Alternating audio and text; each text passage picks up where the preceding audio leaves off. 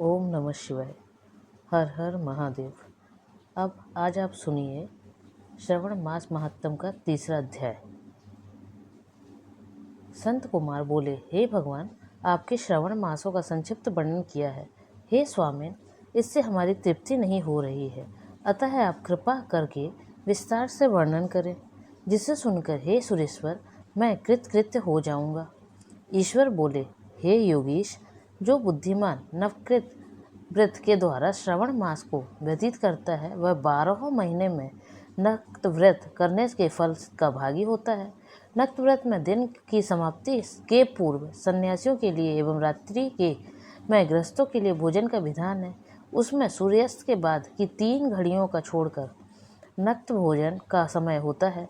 सूर्य के अस्त होने के पश्चात 3 घड़ी संध्या काल होता है। संध्या बेला में आहार, मैथुन, निद्रा और चौथा स्वाध्याय, इन चारों कर्मों का त्याग कर देना चाहिए। गृहस्थ और यति के भेद से उनकी व्यवस्था के विषय में मुझसे सुनिए। सूर्य के मंद पड़ जाने पर जब अपनी छाया अपने शरीर से दोगुनी हो जाए, उस समय के भोजन को यति के लिए नक्त भोजन कहा गया है। रात्रि भोजन उनके लिए नक्त भोजन नहीं होता है। तारों के दृष्टिगत होने पर विद्वानों ने ग्रस्त के लिए नक्त कहा है। यति के लिए दिन के 8वें भाग के शेष रहने पर भोजन का विधान है। उसके लिए रात्रि में भोजन का निषेध किया गया है। ग्रस्त को चाहिए कि वह विधि पूर्वक रात्रि के नक्त भोजन करे और यति, विधवा अथवा विधुर व्यक्ति सूर्य के रहते नक्त व्रत करे। विधुर व्यक्ति यदि पुत्रवान हो तब उसे भी रात्रि में ही नक्त व्रत करना चाहिए। अनाश्रमी को अथवा आश्रमी हो अथवा पत्नी रहित हो अथवा पुत्रवान हो, उन्हें रात्रि में नक्त व्रत करना चाहिए। इस प्रकार बुद्धिमान मनुष्य को अपने अधिकार के अनुसार व्रत करना चाहिए। इस मास में नक्त व्रत करने वाला व्यक्ति परम गति प्राप्त करता है। मैं प्रातःकाल स्नान करूंगा, ब्रह्मचर्य व्रत का पालन करूंगा, नक्त भोजन करूंगा, पृथ्वी पर सोऊंगा और प्राणियों पर दया करूंगा। हे देव, इस व्रत को प्रारंभ करने पर यदि मैं मर जाऊं तो हे जगतपते, आपकी कृपा से मेरा व्रत पूर्ण हो। ऐसा संकल्प करके बुद्धिमान व्यक्ति को श्रवण मास में प्रतिदिन नक्त व्रत करना चाहिए। इस प्रकार नक्त व्रत करने वाला मुझसे अत्यंत प्रिय होता है। ब्राह्मण के द्वारा अथवा स्वयं ही अतिरुद्र, महारुद्र अथवा रुद्र मंत्र से महीने भर प्रतिदिन अभिषेक करना चाहिए।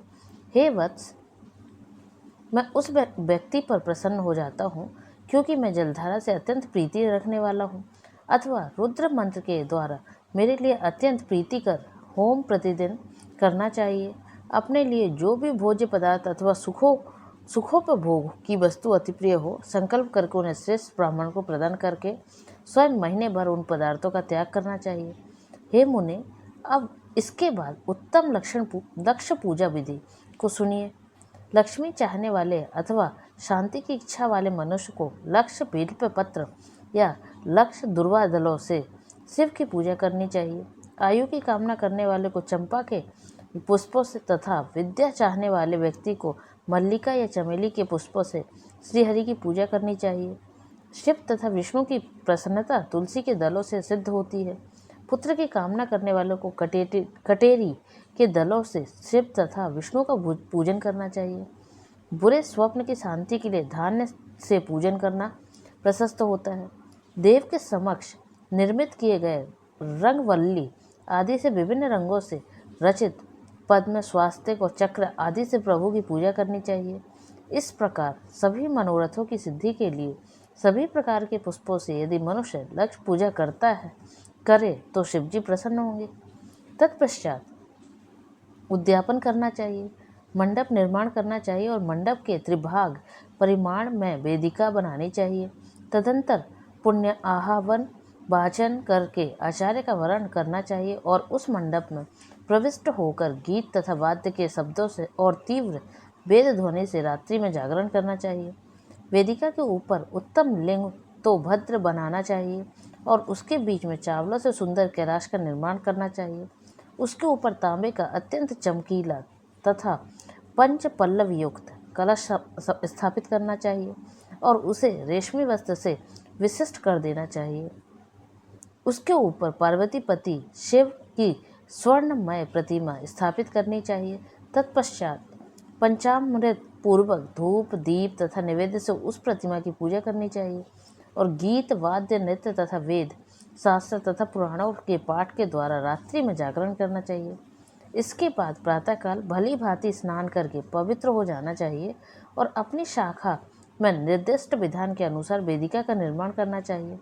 तत्पश्चात मूल मंत्रों से या गायत्री मंत्र से या शिव के सहस्त्र नामों के द्वारा तिल तथा घृत मिश्रित खीर से होम कराना चाहिए अथवा जिस मंत्र से पूजा की गई है उसी से होम करके पूर्णाहुति डालनी चाहिए।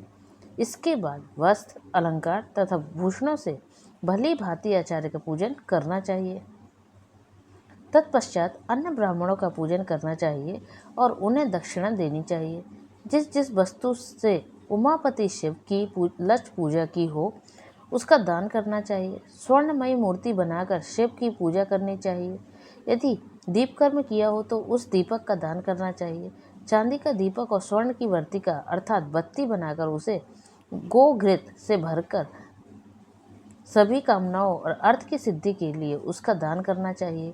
इसके बाद प्रभु से क्षमा प्रार्थना करनी चाहिए और अंत में 100 ब्राह्मणों को भोजन कराना चाहिए। हे मुने, जो व्यक्ति इस प्रकार पूजा करता है मैं उस पर प्रसन्न होता हूँ। उससे जो श्रवण मास में पूजा करता है उसका अनंत फल मिलता है। यदि अपने लिए अत्यंत प्रिय कोई वस्तु मुझे अर्पण करने के विचार से इस मास में कोई त्यागता है तो वह उसका फल सुनिए। इस लोक में तथा परलोक में उसकी प्राप्ति लाख गुना अधिक होती है। सकाम करने से अभिलषित सिद्धि होती है और निष्काम करने से परम गति मिलती है। इस मास में रुद्राभिषेक करने वाला मनुष्य उसके पाठ की अक्षर संख्या से एक एक अक्षर के लिए करोड़ों करोड़ वर्षों तक रुद्र लोक में प्रतिष्ठा प्राप्त करता है। पंचामृत का अभिषेक करने से मनुष्य अमृतत्व प्राप्त करता है। इस मास में जो मनुष्य भूमि पर शयन करता है उसका फल भी मुझसे सुनिए। हे द्विज श्रेष्ठ, वह मनुष्य 9 प्रकार के रत्नों से जड़ी हुई सुंदर वस्त्र से आच्छादित, बिछे हुए कोमल गद्दे से सुशोभित, देश तकियों से युक्त, रम्य स्त्रियों से विभूषित, रत्न निर्मित दीपों से मंडित तथा अत्यंत मृदु और गरुणाकार अथवा हाथी दांत की बनी हुई अथवा चंदन की बनी हुई उत्तम तथा शुभ शैया प्राप्त करता है। इस मास में ब्रह्मचर्य का पालन करने से वीर्य और दृढ़ पुष्टि होती है। ओज बल शरीर की दृढ़ता और जो भी धर्म के विषय में उपकारक होते हैं वह सब उसे प्राप्त हो जाता है। निष्काम ब्रह्मचर्य वर्ती को साक्षात ब्रह्म प्राप्ति होती है और सकाम को स्वर्ग तथा सुंदर देवांगाओं की प्राप्ति होती है। इस मास में दिन रात अथवा केवल दिन में अथवा भोजन के समय मौन व्रत धारण करने वाला ही भी महान वक्ता हो जाता है। व्रत के अंत में घंटा और पुस्तक का दान करना चाहिए। मौन व्रत के महात्म्य से मनुष्य सभी शास्त्रों में कुशल तथा वेदांग में पारंगत हो जाता है तथा बुद्धि में बृहस्पति के समान हो जाता है। मौन धारण करने वाले को किसी से कलह नहीं होता है, अतः मौन व्रत अत्यंत उत्कृष्ट है। इस प्रकार श्री स्कंद पुराण के अंतर्गत ईश्वर संत कुमार संवाद में श्रवण मास महात्म्य में 3रा अध्याय पूर्ण हुआ। ओम नमः शिवाय।